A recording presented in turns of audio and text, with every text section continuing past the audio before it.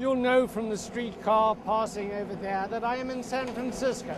In fact, I'm at the very top of San Francisco on Nob Hill, very famous location, and boy, are these streetcars famous. These are the trolleys, the great trolleys that have made San Francisco an international tourist destination, but they weren't put in for tourists originally.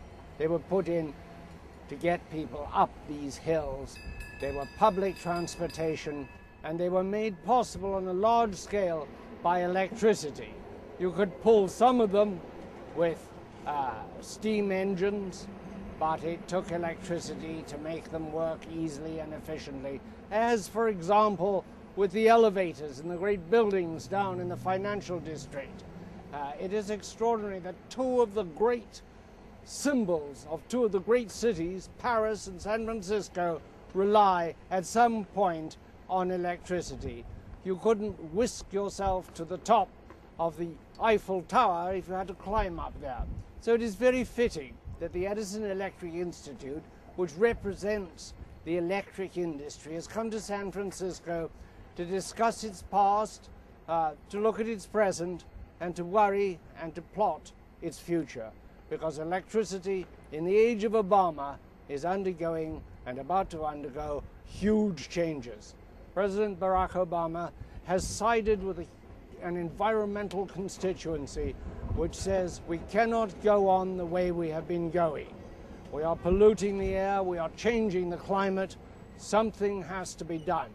We have to get rid of all these automobiles that you see everywhere around the world, but in great densities and huge numbers in the US, and we have to substitute electric automobiles for those. Equally, we have to find other ways of generating the electricity. Now, President Obama is very determined about this. He has said that we will go to alternative energy. This gets a little vague. What is it exactly? It's wind, it's solar, it's wave power, it's more hydro, but a kind of hydro not like the Grand Coulee Dam, hydro in the small turbines in rivers called low-head hydro, many other things, wave power perhaps. We don't actually know whether this will work. The industry has said it will give it its best shot, but I know from talking over many years to the leaders of the electric industry that there is great apprehension.